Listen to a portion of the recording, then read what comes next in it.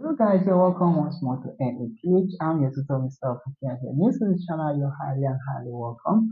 Alright, feel free to subscribe to the channel and go through this channel. There are lots and lots of exciting videos out there for you to improve your skills on maths. Alright, so today we have a very simple question on the board. It says prove the identity. It's simple, but it is looking intimidating. So, how do we go about solving this problem? Alright, we are going to apply some laws of what logarithm. So let's begin to identify the laws. Let's start with the left hand side. We want to solve this in such a way that at the end we are going to have something in this side is going to be equal to something in this side. Alright, let's see how we can step by step achieve that. Alright, so from my left hand side, okay, what can we apply? I'm going to apply the inverse what? Law of what? Logarithm. So what is the inverse law? If I have, okay, let's say we have log what? Okay, let's say n, okay. I can bring inverse like this, 1 over, then we'll write this, okay, changing the positions of what? M and n. So what happens is n is going to come here and n will come here as a base, okay. So we are going to apply this, okay, here. So if we do that, we are going to get what? So 1 over what? I have log what? So a divided by b is going to come here, and x is going to become what? The base. All right? Good. Okay. Now what about the right hand side? What can we apply to the right hand side? Now for the right hand side, okay, we are going to apply change of what? Base law. What do we mean by change of base? If I have log what? Let's say n is n, okay? We can write this as log what? N divided by what? Log n, okay? So for this, I'm going to write it as log x divided by what? Log what? A, using this idea. So log n divided by what? Log n is called the change of base law. So I'll do it to all this. So let's see, this is going to be multiplying. We have log x divided by log b, okay? So divide by what?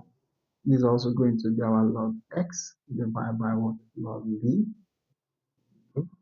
Minus we have log x divided by what? Log what? A. Okay, so that is our what? Change of base law. Alright, so let's see what we can do from this. Okay. Now for this part, okay, I have 1 over, right? Okay. We can still apply the change of base law. If I do that, I have log this, so I have log a divided b, okay, divided by what? We have log x, okay, which is equals to, what can we do here? Log x times, we multiply log x, so I have log x multiply log x, okay, divided by what? We have log a, okay, multiplied by what? Log b, okay. And this we have is division sign there, okay. So we are dividing all this. Now we can simplify this, okay, applying a simple fraction. So 5a over b minus, okay, let's see c over d, okay. We can cross multiply, so this will multiply this. So I have ad minus this will multiply this, so I have bc divide this will multiply this, okay. So we are going to apply it here, just like we did. This multiply this multiply this, and this multiply this. So this is going to multiply this. Let's see. So I'm going to have log a multiplied by log x. Okay, we have a minus. Okay. Then we have log b multiplied log x. So log b multiplied by what? Log x. Okay. So let's see Now we are also going to multiply the denominator. Remember, we multiply this way and this way. Now we are going to multiply this way. So I have all that divided by what? So log b times log a. So we can say log a times what? Log what? B. Okay. So let's see our next step. All right. So I haven't gotten this expression.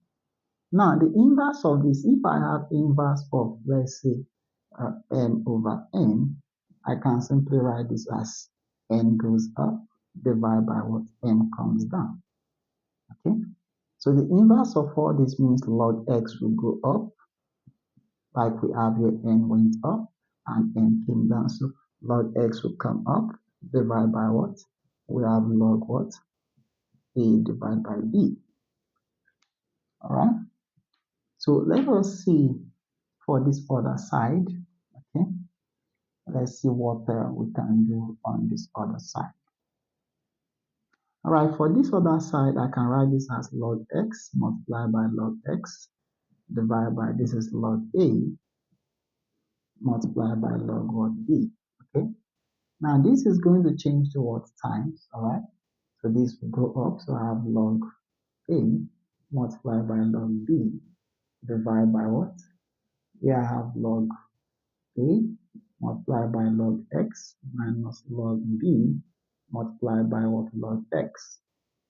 All right.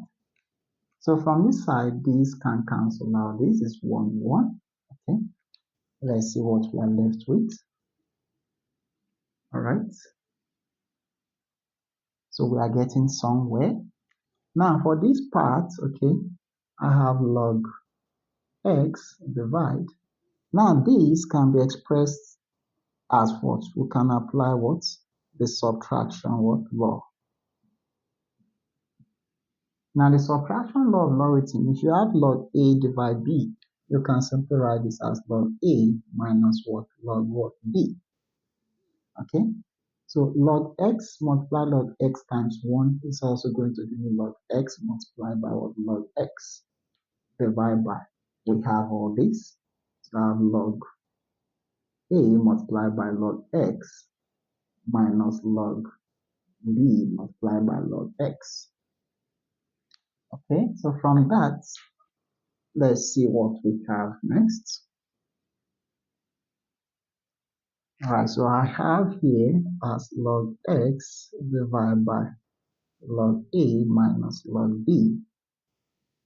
At the left hand side, there seems to be nothing we can do. So let's see how we can work on this so that it becomes equal to the left hand side.